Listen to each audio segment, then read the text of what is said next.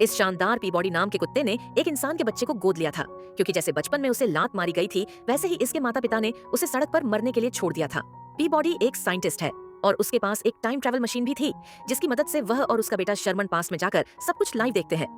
जब शर्मन थोड़ा बड़ा होता है तो पीबॉडी उसे स्कूल में एडमिशन दिला देता है, लेकिन जिस क्लास में वह था उसके हिसाब से उसे बहुत नॉलेज थी, इसीलिए बहुत सारे बच्चे उससे जलते थे। एक दिन स्कूल में पेनी नाम की एक लड़की शर्मन और उसके पापा को कुत्ता कहती है, क्योंकि उसे शर्मन से जलन होती थी। इसी बीच पेनी शर्मन की और भी ज्यादा बेइज्जती करने लगती है और गुस्से में शर्मन उस पर हमला कर देता है। लेकिन जब तक टीचर यहाँ आते हैं, पेनी सबके सामने एक मुसीबत बन जाती है। थोड़ी देर में प्रिंसिपल पीबॉडी को स्कूल बुलाते हैं, लेकिन उन्हें अपने बेटे पर पूरा भरोसा था कि वह ऐसा नहीं कर सकता। फिर एक लेडी ऑफिस में आती है जो चाइल्ड सेफ्टी और प्रोटेक्शन से आया था।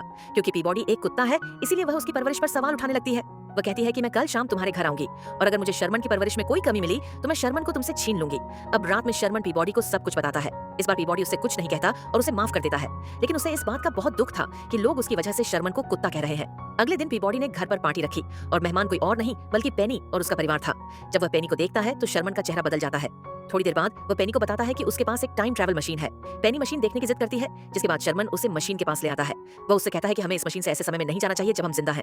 वो बस बात कर ही रहा था कि पेनी मशीन के अंदर जाती है और उसे चालू कर देती है और वह अकेली पास्ट में चली जाती है। अब ये बात देखो, शर्मन तंग आ गया था। वो जल्दी से सब कुछ पीबॉडी को बताता है और कहता है कि वो मिश्रा के पास चली गई है। फिर पेनी के माता पिता पेनी को ढूंढने लगते हैं। पीबॉडी उन्हें हिप्नोटाइज करके आजाद कर देता है और शर्मन के साथ मिश्रा आ जाता है। यहाँ वो पेनी को घर आने को कहते हैं, लेकिन वो यहाँ के राजा के बेटे से शादी करने वाली थी।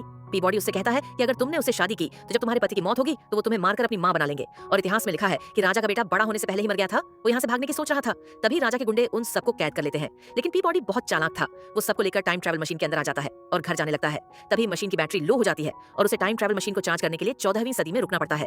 वो जल्दी से मशीन को चार्ज करता है और फिर से घर के लिए निकल जाता है, लेकिन उसे रास्ते में एक ब्लैक होल मिलता है।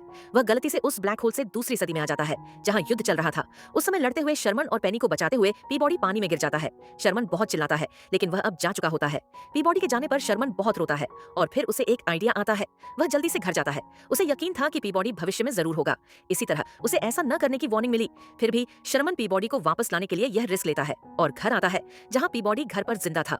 वह उन्हें सब कुछ बताता है और फिर वर्तमान समय का शर्मन यहाँ आता है। पीबॉडी कहता है कि हमें सब कुछ पहले जैसा ही करना होगा, नहीं तो इसका असर स्पेस और टाइम पर पड़ेगा। फिर दूसरा पीबॉडी यहाँ आता है जो अभी भी जिंदा था और जैसे ही ये लोग एक दूसरे को छूते हैं, दोनों पीबॉडी एक दूसरे में समा जाते हैं और देखते ही देखते वह पास्ट और फ्यूचर में आने लगता है। पीबॉडी और शर्मन फ्यूचर में जाते हैं और सब कुछ ठीक करने का फैसला करते हैं और वे इन सब चीजों को ठीक करने भी जाते हैं। कुछ समय में ये सब चीजें अतीत में वापस जाने लगती हैं। पीबॉडी और शर्मन सब कुछ पहले जैसा करके अपने समय में वापस आ जाते हैं। अगले दिन से शर्मन और पीबॉडी को हर कोई पसंद करने लगा। इसके साथ ही यह फिल्म यहीं खत्म हो जाती है।